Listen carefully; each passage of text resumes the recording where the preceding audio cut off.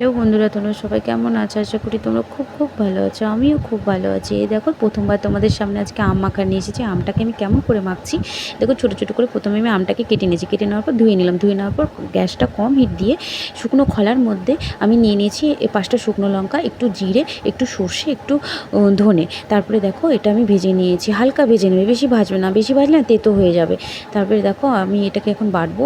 Butter পর না, এটা বেশি মিহি করে বাটবো না, হালকা একটু গোটা গোটা থাকবে, মুখে পড়লে বেশ খেতে ভালো লাগবে। আমি না ঝালটা বেশ পছন্দ করি, ওই জন্য আমি ঝালটা বেশি নিয়েছি। তোমরা যেমন ঝাল খেতে পারো তেমন তোমরা নিতে পারো। এই দেখো, আমটার উপর ছড়িয়ে দিলাম। তারপরে দিয়ে দিলাম একটু নুন। নুন দেওয়ার পর আমি একটু সামান্য পরিমাণে একটু সর্ষের তেল দিয়ে দেবো। এটা কেমন লাগবে খেতে বলো তো? পাকানো যেমন আচার, আমের আচার হয়, তেমন লাগবে খেতে আম মাখাটা।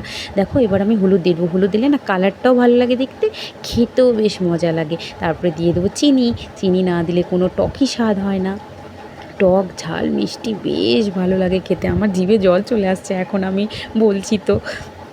দেখো, এই দেখো, আমি খেতে বসে গেছি। এই দেখো, আমার মুখ দেখে বুঝতেই পারছো কেমন হয়েছে বন্ধুরা। আমার তো খুব ভালো লেগেছে। তোমরা এরকম বাড়িতে ট্রাই করে খেতে পারো। আমার ভিডিওটা ভালো লাগলে লাইক কমেন্ট শেয়ার করে দিও। টাটা বন্ধুরা, ভালো থেকো, সুস্থ থেকো।